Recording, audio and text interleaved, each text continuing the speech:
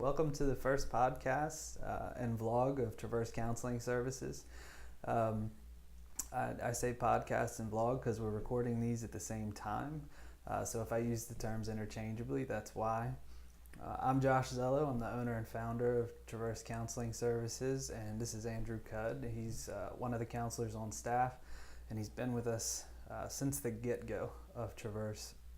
And really, Andrew and I had talked probably a year and a half ago about doing a podcast, doing a vlog, and really putting out education to the community, not only about what our services are and what we do, but also to try and give you education in regards to therapy, in regards to things that are important in therapy, that may be important to your therapy or whatever journey you're on. So we have a couple of things in mind as far as how that's going to be helpful, whether that's book reviews or having people on with us. Obviously, we're going to interview our own counselors, but hopefully we'll be able to pull from the community as well. Maybe various authors. I don't know. We're really open to ideas there and feedback from you. I'd love to know what you think we should be doing, but really we really want to put education into your hands in an easy way. And podcasting is obviously free. Vlogging is obviously free. You don't have to pay anything to listen to us. And I don't know that we're really that good enough at it right now to charge anything. We'll find out. We will find out. So Andrew, anything you want to tack on to that as far as why we're doing this? Yeah, for sure. So, I think probably over the last couple of years, you and I both have probably clocked several hundred hours of listening to podcasts.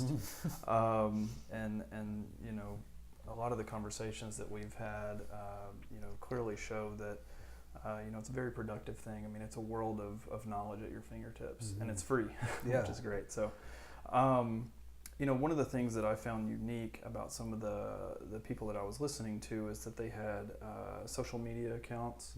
So if I had a specific question, I could shoot them a message, and more times than not, they would get back to me to answer my questions, or they would even include my question on a future Q&A, which is something that we want to do. Now, I would like to throw out a little bit of a caveat. Traverse does have several social media platforms. However, we are not going to... No, you're good, dude. Roll with it.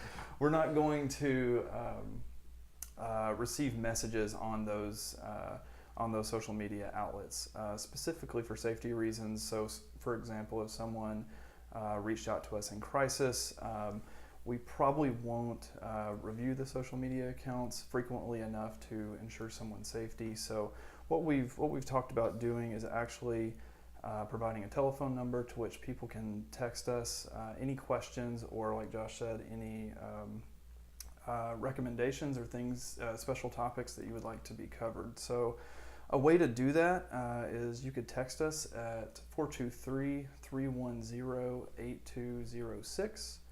Or feel free to email us at admin@infotraverse.com.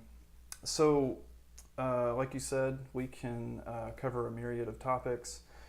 We have 4 other therapists in our office. So one of the hot topics right now is the Enneagram. So we have Wes Nichols, who is a Enneagram Sherpa. That dude's forgotten more about the Enneagram than I'll ever actually know. So anyway, I think you and I both have just a long reach of people, mentors, professors, business people. We both have family members who work against sex trafficking, which is also a hot topic. So whatever your recommendations or suggestions or questions you might have, again, please feel free to let us know. One last thing I would like to touch on is for those who might be a little conflicted about starting counseling for themselves. Let us know your concerns. Tell us, what's keeping you from pursuing counseling as an outlet.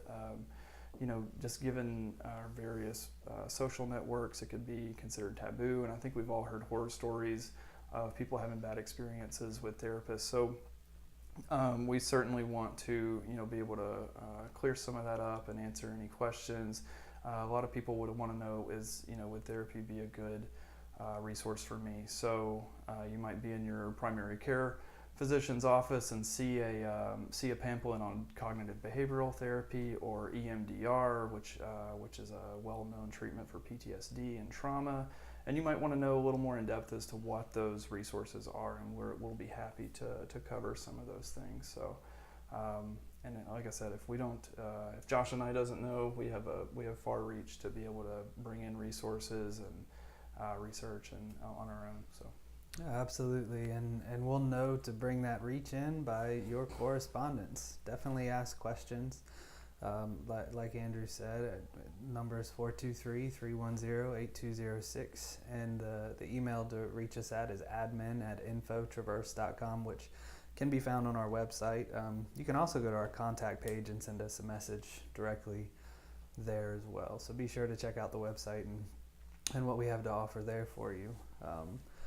And I guess with this episode, we wanted to do a little introduction, obviously, to why we're recording this thing, but I guess a little bit of an order for it, and we're going to keep the order loose so that we can kind of freely converse and not be bound by a lot.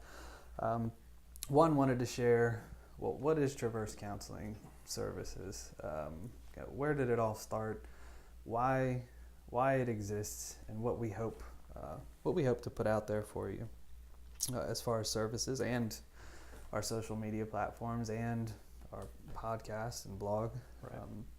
So Traverse Counseling Service, it started probably I guess it's been about 5 years now that it became a semi-brainchild of mine, and very soon afterwards Andrew entered my life at Lee University's Counseling Center. We started working there together. But really, like what the whole purpose of Traverse Counseling Services was to provide a safe, ethical, and affordable service for the community, and an emphasis on all three of those. And then we also have goals for our counselors as well, that they also have a safe and healthy environment to be practicing in. So our mission is really twofold: one for the community and one for our group of counselors, which are 6 of us all together at our Cleveland location. And then Wesley Nichols and I also practice in Chattanooga, which that Chattanooga office, hopefully in the next year here, will get a little bit bigger. But we really wanted to provide those foundational things for the community. So in regards to it being a safe place, we've chosen an office that's absolutely comfortable, outfitted it in a little therapeutic oasis of a way. Right. It's even off the street. We're actually in the back of the complex, so it's kind of nice for people's confidentiality. Oh, absolutely. We're tucked in the back corner, and it's private. There's a ton of parking in both locations, actually. In our Chattanooga location, we're in the Southern Sadlery building. It's downtown, but there's free parking and a giant parking lot, so that's pretty rare to find. But we really wanted to provide safety. That includes your information as well. So obviously we keep everything very, very confidential and safe through top of the line and really cutting edge technology as well. We use really fine programs and make sure that all of our data is kept secure, safe. As far as the ethics side of things, it being safe and ethical, I was very sure to bring in people that are ethical as far as the work that they do. We don't blur lines or boundaries here. We keep within the parameters of our license, and we make sure that we're trained in what we're offering. And if we're not trained in what we're offering, we'll let you know right out of the gate, and make sure that you get plugged in with somebody in the community who's going to be a better fit for you. Though with our practice, I mean, we cover a wide range of various different things that you may be coming in for, whether it's anxiety, depression, sexual issues, marriage and family issues. Children come in as well. We have some play therapists on staff. Really, we cover a wide array and a wide array of therapeutic techniques as well. So Christian therapists? Yes, absolutely. Issues regarding spirituality and faith, you know, obviously something that we care about. And in this area of the country, it's something that's really, really important that we continue to touch on that. That's also not to say that, I mean, obviously not everyone would want a faith-based therapy approach. Yeah, so, absolutely. you know, so don't feel like that's all we do. So absolutely, yeah, we're certainly open to the gamut of different backgrounds that are going to come into the practice, and very comfortable with those backgrounds, especially at this point. So there's that, and then our last leg of affordability as far as what Traverse offers. One of the first endeavors that we undertook, which I have to give Julia, our office administrator, a lot of credit for.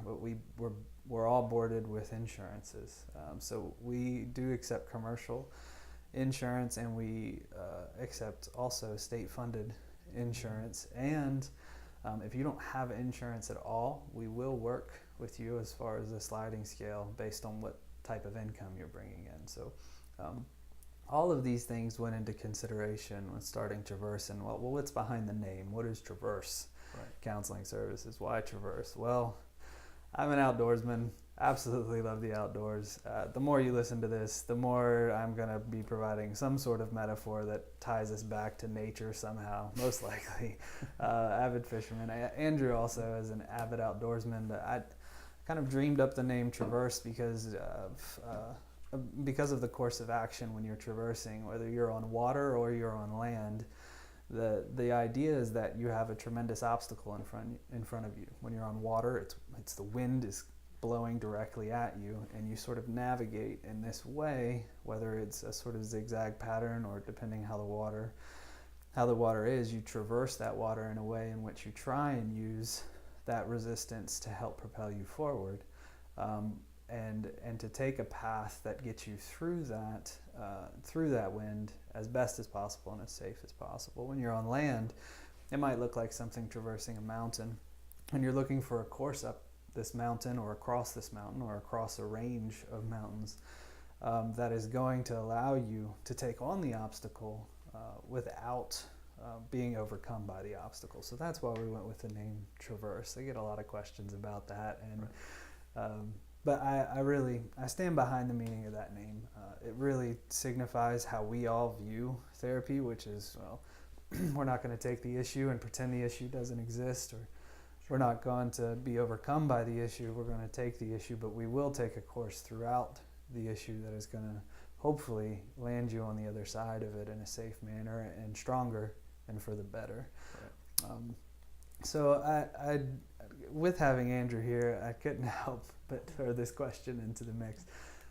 Andrew, like I said, has been just a massive part of the process and putting things together, and really coming alongside of me and us looking forward and setting a future and trajectory for the practice. But it'd be great to hear from you, Andrew, as far as why Traverse, why when we got in these conversations did you become so passionate about it, and ultimately recently come on with us full time out of a pretty stable position in substance recovery. So yeah. So I think part of that, I mean, you know, there's nothing more. Well, there's not a lot of things more fun and exciting than to dream, right? Mm-hmm. Than to create something out of nothing. Mm-hmm. And I think you and I both were pretty locked into certain demographics that we could work with. Whereas at Traverse, I mean, we have autonomy with trainings and different people, and you know, and those things are supported. And so I think every therapist has the ability to dream, to pursue different outlets and pursue trainings and specializations. And so, you know, that's one of the things that attracted me is, you know, again, like you said, to be able to impact the community. Mm-hmm. And I think part of being able to make a legitimate impact is for the clinicians to be able to pursue their passions, pursue their dreams, not be so locked in to certain modalities or certain aspects of a job to where it's hard to grow. And I feel like that's what Traverse offers for clinicians, especially, is an opportunity to grow. So yeah, nice, man. Yeah, and I too made a sort of leap. It was a few years back, a leap very similar to what Andrew recently did into the practice, where I was working full-time for Lee University and doing practice work on the side, private practice work with Traverse on the side. And the need in the community just became so great, and something we were doing was working. This idea that we have for what a practice should look like and how we can actually reach the community.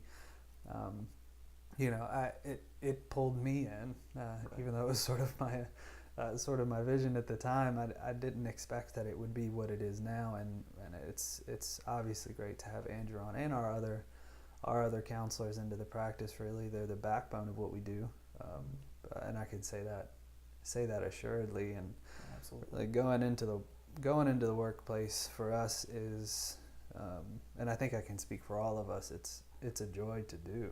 It's like a privilege to do, an honor to do, the way we have things set up. So we have healthy counselors here for healthy reasons. It's not like we were, absolutely sick of our work environments previous and we're just looking for a way out.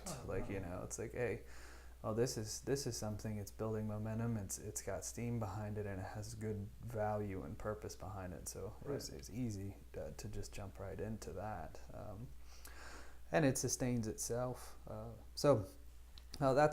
I think that's a good glimpse into what Traverse Counseling Services is, what it is that's behind the scenes, why it is that we wanted to do this, which I'm still sort of baffled and in awe. Even every time I look at the website, I'm like, man, that's like this is actually happening. And even just sitting down right now and talking right now, it's sort of blowing my mind that we're even doing this. And I don't mind to be sort of perfectly open and candid about that. You're going to get a lot of that with us. And pretty real. Yeah, pretty much. Cool. So one of the other things we wanted to talk about, I know it's sort of a sharp transition, but we wanted to take some time too to talk about why therapy may be important for you, or important for a family member or a friend. What are the actual benefits of therapy? Why pursue it? And I was thinking about that on the way over to record this evening, and I had sort of like these elaborate thoughts, and I was thinking, like, just simplify it, Josh. Just simplify it to one thing, and it's actually something I tell my clients frequently. Is at the end of the end of the day, it's you and your thoughts. It's you on your pillow, and you are with your thoughts, and a lot of times we're going through things, whether they're mental health concerns or whether they're things in our environment or our circumstances that are impacting us. It's not good to sit with those thoughts alone.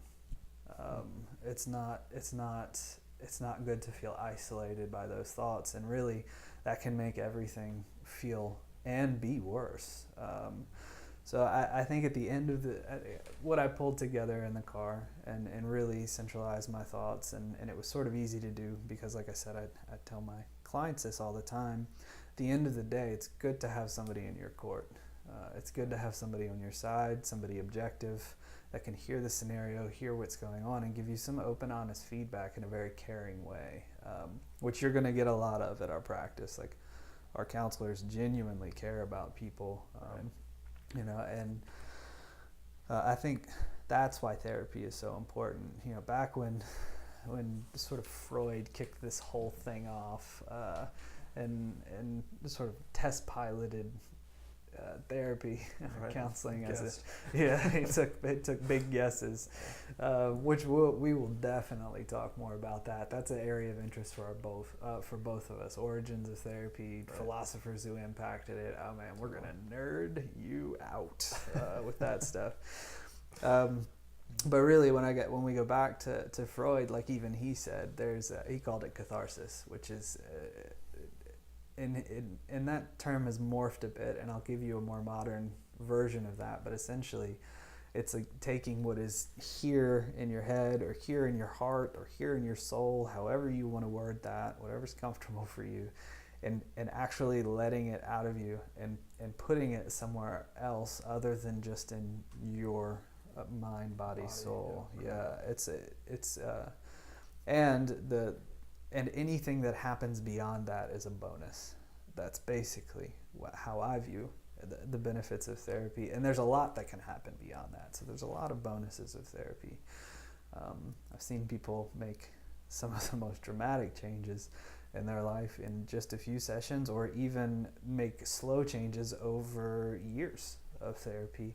But surely in better places. And I was once leading a support group for depression, and was struck by this idea of trajectory. And I got up to the whiteboard and I drew this outline, and I've shared it with everybody I work with. So Andrew is familiar with what I'm going to say. But I think you have to look at your life and see what trajectory are you on. Like, where are you going to land 10 years from now if your life stays on the course that it is? If your thoughts stay on the course that they are, if your behaviors stay on the course that they are, right? Where are you going to end in 10 years? And you can think about therapy as an attempt to shift by the smallest degree what that trajectory is now. That's how I like to view it. It's like, well, we can view progress as a large shift in trajectory. We can view progress as a small shift in trajectory. It actually doesn't matter, because if you shift the trajectory now, everything changes on your path forward, right? Like that's how I see it. If we have point A to point B, now, we can shift that just 5 degrees. Like, your point B is in a totally different place.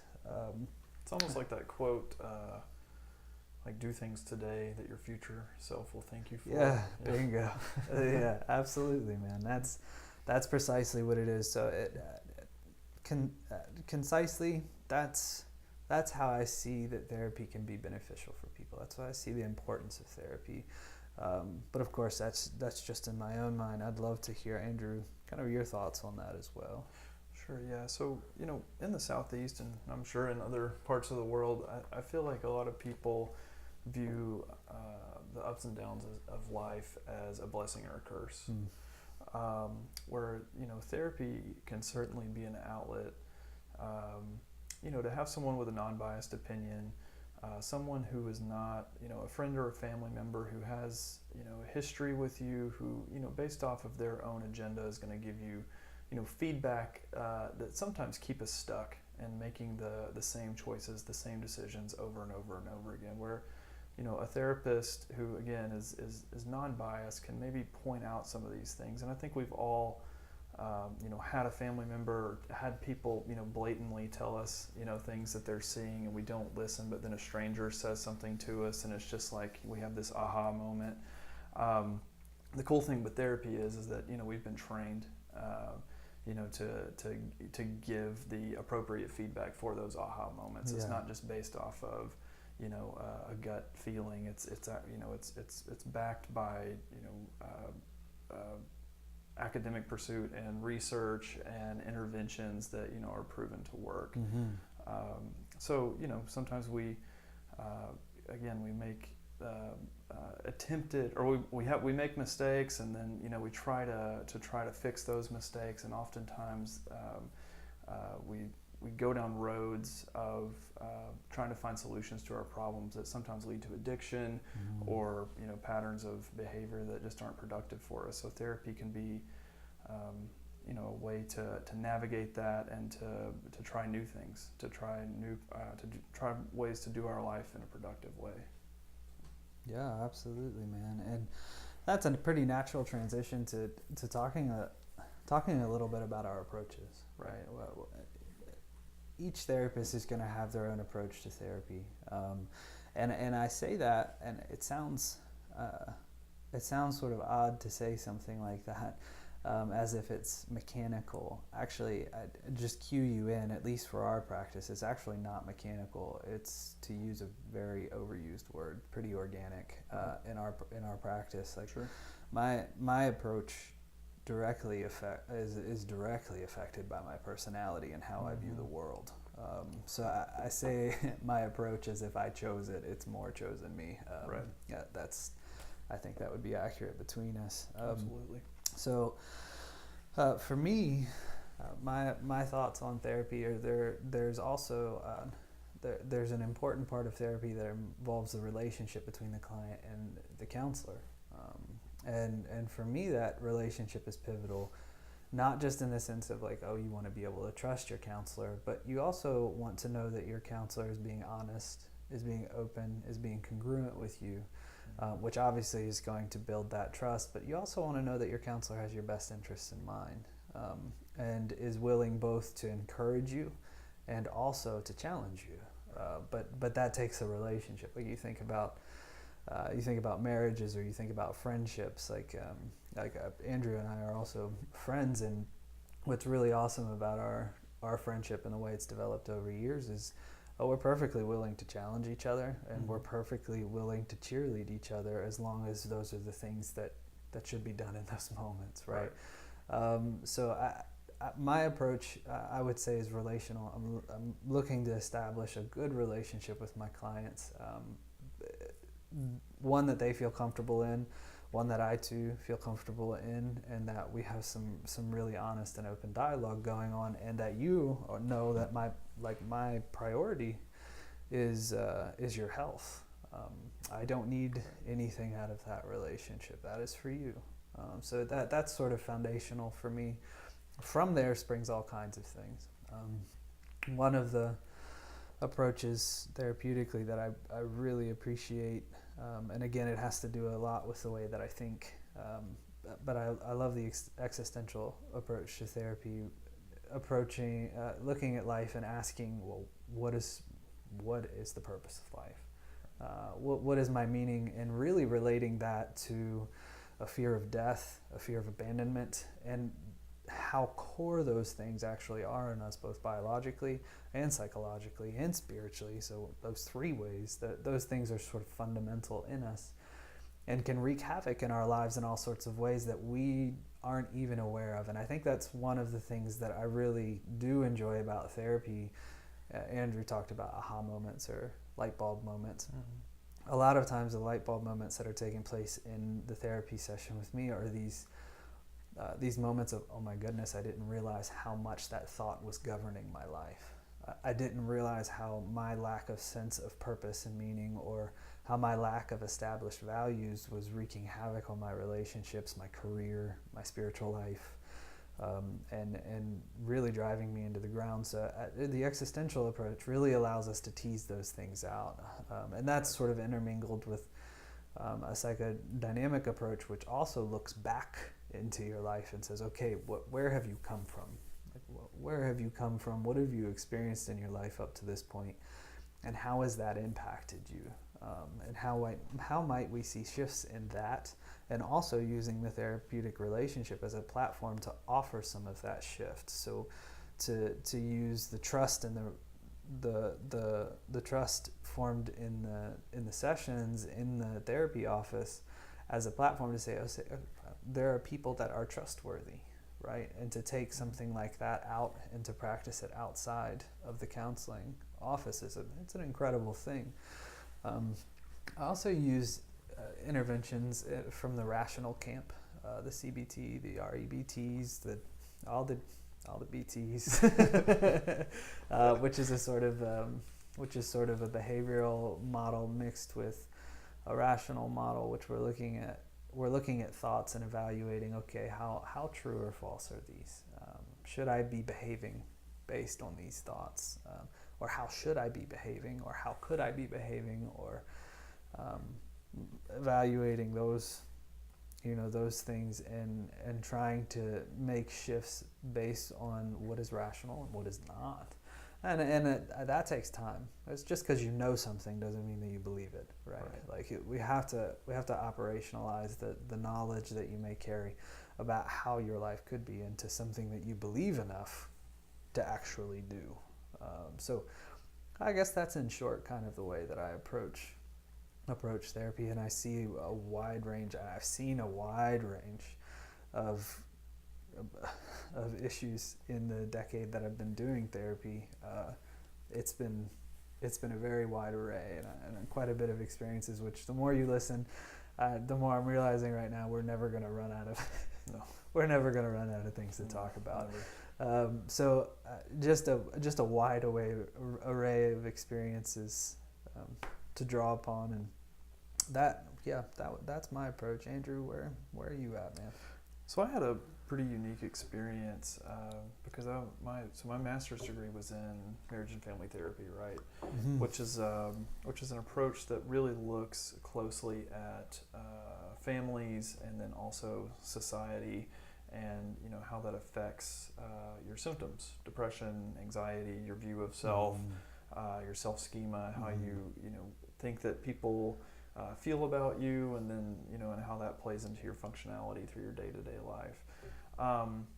So that was kind of my academic backing for counseling, but the cool thing is that I feel like my training, my internships, and my application to counseling was very clinical based, very similar to yours. Yeah. So when I after I graduated, my jobs were more clinical based, both in hospitals and schools and that kind of thing. Whereas now at Traverse, it's neat because I can combine the two. Yeah. So my modalities very much align with yours. So a lot of like what you said, but also trying to understand the family piece. How. Again, it kind of goes back to like what's not working with communication with your relationships. If you're using themes of blame or defensive,ness, or if you find yourself withdrawing, so I'm talking about John Gottman types of approaches. These are all things like that he would discuss and evaluate with couples, which I work a lot with couples. So that's kind of my take, is to try to combine both aspects, the thoughts and the here and now feelings, right? But also having the availability to bring in someone's spouse or sibling or parents or grandparents, to because sometimes there's only so much work we can do if the continuing problem is something in the home, then it really helps to bring in others to hear others' opinions and shine light on what's going on. Yeah. So. No, absolutely.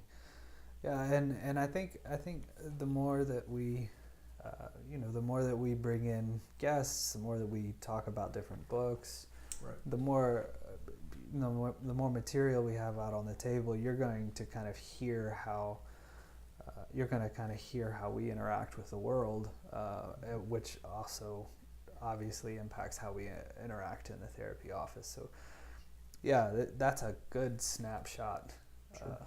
I think a good snapshot of both of us. And like I said, each counselor in our practice would sit here and say something similar, but would also say, but very different at the same time. I think we all come back to the same core values as therapists, and just diverge in our approaches based on personality, based on experience. It's a cool thing, honestly. And again, just going back to the autonomy in the practice, people's passions.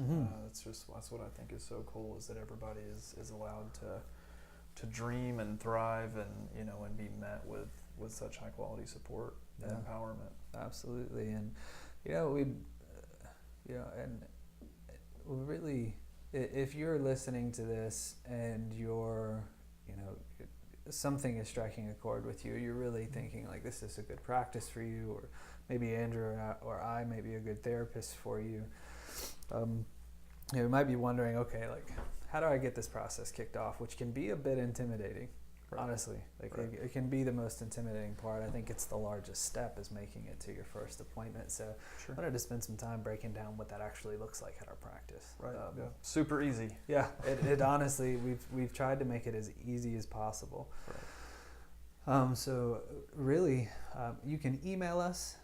It's a little bit slower of a process to get things started via email. It's a lot quicker just to give our office a call. We have an office manager. Again, her name is Julia. You can let her know that you're wanting to get an appointment set up. Right. Hop onto our website first. Take a look over the counselors. You'll see Andrew and I on there, obviously, but you'll also get to read about our other therapists on the counselor page. They each have bios. They talk about their approach, their specialties, all things that we'll get into in future episodes for sure. Right. But you go on there and educate yourself a bit. You can see what our services are. You can find links, helpful links on the website as well. But educate yourself there as far as who you may want to establish the appointment with. Make sure that you also choose a second as well, because our services are in high demand. So sometimes that counselor may be full. That maybe you'd be willing to wait a little bit to get onto their get onto their caseload. But make sure to have another counselor too that you're comfortable with to let Julia know. And so that would be the first step, is just to go ahead and give her a call or give our office a call. From there, she'll get you set up with an appointment. She'll make sure that counselor is in network with your insurance, if that's what you're wanting to do, if that's what you're wanting to go through. We can verify your benefits if that's something you need, but I would recommend just giving your insurance company a call and checking to see what your benefit is ahead of time. Or if you're not that concerned about it, no worries.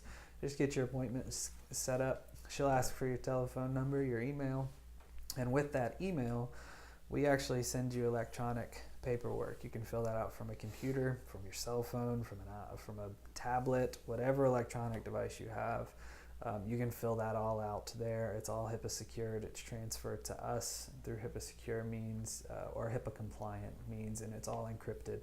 So that information's not accessible, and then we store it in an electronic medical record system that's also encrypted and secured. So nobody's going to find out your information. Yeah, absolutely. Yeah, absolutely. So you'll fill that out. It'll go to us. You can attach your insurance card to that as well, which is super helpful for us. We'll get that intake paperwork in, and all you have to do is show up to your first appointment. And generally, we can get people in sometimes the week of. Yeah. Depending on the situation. I mean, I know I've gotten people in the day of. Yep. I mean, but now that's not the expectation. That's not always the case. Yeah. That was just like somebody canceled or something came up. But generally, what would you say the wait is about? A week to 2 weeks. Yeah, generally? I would say we shoot for a week to 2 weeks. If we can, if our caseloads are open and we're going to get somebody in, we're going to try and get them in a timely manner. Right. So that's our approach in that. And what's really cool is our systems as well. If you endorse that with Julia over the phone, it'll actually send you a text reminder 48 hours in advance, which is really, really helpful. And you can respond if you need to cancel or confirm that appointment. Right. You don't have to call. You can just hit yes or no. Yeah, you can do that right through the text messaging system. And when you show up to either one of our offices, you just roll right into the waiting room. The way we have things set up too with our office is that our payments are also automated, and so you don't have to check in with a receptionist. You can have the comfort of just coming right into the waiting room, making yourself a cup of coffee and having a seat, and your counselor comes down, scoops you out of the waiting room, and you guys get to talk. So it's a painless process, at least in practicality. I know that the thought process behind it might be a little bit more difficult and it's harder to work through, but hopefully some of the things we talked about today alleviate any sort of anxiety or some of the anxiety of setting up that appointment. Right. And again, if you have a concern, if you have a question about any of that, feel free to shoot us a text or an email, and we want to be able to help. Yeah, absolutely. And I think that's that's really where that's kind of where we run out for today, though. It's like I just want to reiterate that we're open to any questions. We keep this rated so that kids can listen to it, obviously. And we'll let you. We might do some PG-13. Yeah. Do a little caveat at the beginning of kids not allowed on this. So obviously keep your questions as appropriate as possible, but at the same time we get that, you know, it's not all the time that the question can be totally appropriate in our field. So I would totally understand that. But yeah, if you have maybe you have a book that you want us to take a look at, maybe you have a person that you'd love to hear on. I mean, we have a far-reaching network. Yes. I mean, we're not going to land a celebrity in the first couple months of this thing, but if there's we might get John Travolta. Yeah. Talk about Scientology. Yeah, there you go. That would be awesome. That would be an interesting conversation. But yeah, please, again, you can email us any questions you'd like us to answer, and we really appreciate you guys listening to the first one. I don't think we've experienced any technical difficulties. I'll find when we other than me stumbling over my words a little bit. Yeah, you might hear a couple blips in the beginning where we've spliced some things together. We're just honestly a little bit. There might have been some under the breath over PG-13 feedback from my end. So thank you guys for listening. I think we're gonna shoot for putting out a podcast every couple weeks, and we'll just see what happens. And there'll be probably all different links. Mm-hmm. If there's somebody shoots us a question and it's a quick 10-20 minute kind of deal, it could be either one of us or 20 people, we don't know. So, absolutely. Or more specific things like book reviews and extended interviews, probably could be a little longer for sure. So. Absolutely. Cool. Well, thanks again, guys, and we'll catch you next time. Bye. Toodles. This blog was produced by Traverse Counseling Services, and music was provided by Joel Harris Music. Be sure to give them a check out. Thanks.